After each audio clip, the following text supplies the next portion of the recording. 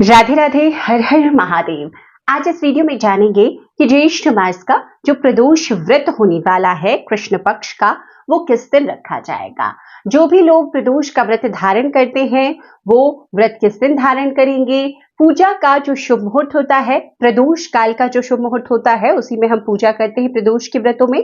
तो वो शुभ मुहूर्त क्या होगा, इस बार का प्रदोष व्रत क्या वार विशेष है, किस नाम से हम जानेंगे, और इस बार विशेष के प्रदोष व्रत को करने का महत्व क्या है।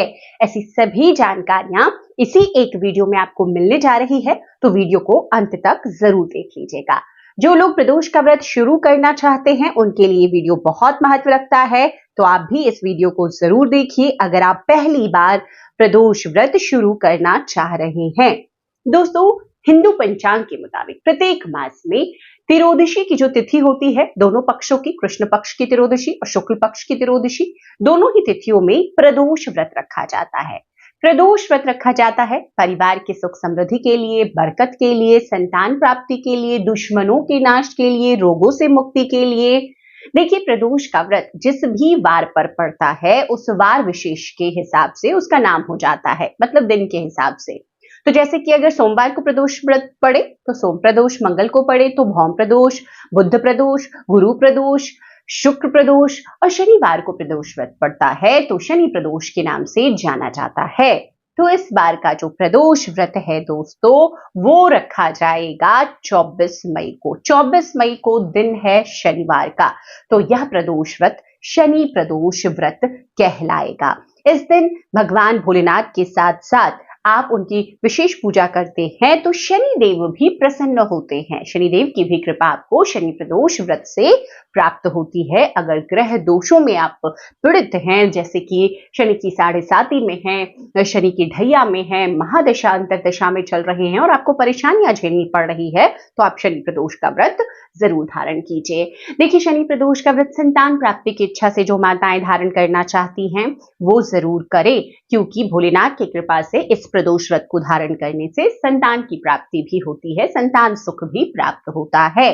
तो चलिए जान लेते हैं कि शनि प्रदोष व्रत, जैसा कि मैंने बताया कि 24 मई को रखा जाएगा, तो तिथि इसके लिए देख लेते हैं कब शुरू होगी और कब समाप्त होगी, और जो पूजा का शुभ मुहूर्त है वो हमें किस समय मिलेगा। देखिए, तिथि जो है वो प्रारंभ होगी 24 मई को शाम में 7:20 पर और समाप्त होगी 25 मई को दोपहर में 3:51 पर। अब देखिए, ऐसे में ये सवाल आपके मन में अगर आ रहा है कि फिर उदय तिथि के हिसाब से व्रत 25 मई को रखा जाएगा, नहीं, ऐसा नहीं होता। प्रदोष व्रत में प्रदोष काल का समय देखा जाता है।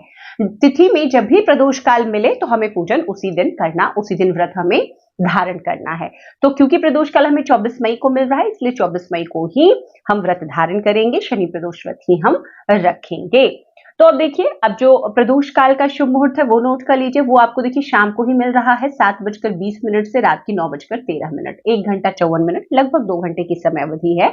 इसी समय अवधि में आपको भोलेनाथ का जो विशेष पूजन है वो करना चाहिए। अब दोस्तों, शनि प्रदोष व्रत के दिन आपको जो सुबह से पूजा का विधान है वो क्या रखना है। सुबह उठेंगे, सबसे पहले तो आप व्रत का स्नान आदि क्रियाओं से निवृत्त होकर व्रत का संकल्प ले लेंगे। घर में ही अगर आप शिवलिंग रखते हैं, शिव प्रतिमा रखते हैं, फोटो रखते हैं, आप उन्हीं का पूजन विशेष कर लेंगे। अभिषेक के भाव से जल का छिड़काव कर लेंगे। अगर प्रतिमा है तो अभिषेक कर लेंगे जल से, पंचामृत से, और उसके बाद में आप सुबह सफेद चंदन है, भगवान के लिए प्रिय फूल जो है सफेद फूल हैं, ये जो चीजें आपको सुबह की पूजा में उपलब्ध हो रही हैं उसे आप अर्पित कीजिए, भोग लगाइए भगवान को। आप घर में सुबह की पूजा में चाहें तो मिश्री का भोग ही लगा सकते हैं, या सफेद मिठाइयों का, बताशे का भी भोग लगा सकते हैं, मतलब सफेद चीजों का भोग आज देखिए लगाया जाता है। अब आज की पूजा देखिए जो होती है ना, वो शाम की विशेष होती है। हमें प्रदोष काल में जो शुभ मुहूर्त बताया उसी शुभ मुहूर्त में हमें पूजा करनी है, तो उसके लिए देखिए सभी इंतजाम आपको भोलेनाथ की पूजन के रखने होंगे, जैसे कि बेल पत्र, भांग, धतूरा, सफेद चंदन, आंकड़े के फूल। आंकड़े के फूल ना मिले तो कोई भी सफेद फूल। माता के लिए देखिए सिंदूर भी रखेंगे, भोलेनाथ के लिए हम सफेद चंदन रखते हैं, हम भोलेनाथ के लिए भांग रखते हैं, भोलेनाथ के लिए सफेद अक्षत, अक्षत जो होता है ना वो जरूर अर्पित करते हैं भिगो करके, तो अक्षत रख लीजिए। माता के लिए सिंदूर रखिए, माता के लिए सुहाग की सामग्री, अगर आप बिंदी सिंदूर कुछ भी अर्पित करती हैं हर बार तो वो रखिए। पहली बार अगर आप व्रत का संकल्प ले रही हैं तो 5 सुहाग की चीजें माँ के लिए भी रखिए। और विधि विधान से पूजन भोलेनाथ का, मैया पार्वती का कीजिए। प्रदोष के व्रत में देखिए अन्न का भोग भी लगाते हैं, जैसे चूरमे का भोग, खीर बना करके भोग, आप जो चाहे लगा सकते हैं। फिर इसी भोग को बाद में आप प्रसाद स्वरूप ग्रहण कर सकते हैं। तो इस प्रकार से अपने प्रदोष व्रत करना है। जो भी वार विशेष का प्रदोष है, उस प्रदोष व्रत की आपको कथा पढ़नी या सुननी चाहिए। आज के दिन सुबह ही आपने जब संकल्प ले लिया तो भोलेनाथ के मंत्रों के जाप में रहिए। जो भी आपकी इच्छा है प्रभु से उसकी विनती कीजिए और उनके मंत्र ओम नमः शिवाय, श्री शिवाय नमस्तुभ्यं, जो भी मंत्र आप जप सकते हैं उस मंत्र का जाप, छोटा मंत्र लेकिन शुद्ध मंत्र आपको जाप करना चाहिए। अब शाम की पूजा के बाद में आप एक समय भोजन कर सकते हैं, जो मैंने बताया जैसे मीठा भोजन का विधान है, तो जो आपने भोग स्वरूप अर्पित किया है उसके साथ चाहे तो रोटी पूरी भी आप खा सकते हैं, लेकिन नमक का सेवन और सरसों के तेल का सेवन वर्जित है। तो जो भी आप बनाएंगे शुद्ध घी में बनाएंगे या किसी भी फल या फूल के तेल से बनाएंगे, लेकिन आपको सरसों तेल का इस्तेमाल नहीं करना है। तो इस प्रकार से प्रदोष का व्रत आपने संपन्न करना है। शाम के बाद पूजा के बाद एक समय भोजन कर लेना है।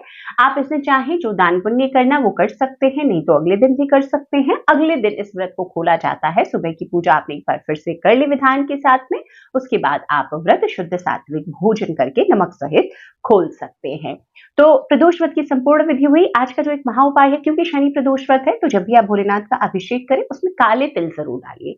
देखिए अभिषेक में हमें काले तिल डालने से शनिदेव की भी कृपा प्राप्त हो जाती है, शनि दोषों से भी मुक्ति मिल जाती है। तो इस कार्य को जरूर कर लीजिएगा। वीडियो अगर पसंद आए तो लाइक कीजिएगा, ज्यादा से ज्यादा लोगों तक शेयर कीजिए।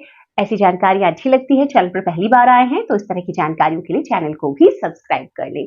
वीडियो देखने के लिए बहुत बहुत शुक्रिया। हर हर महादेव, जय श्री राधे।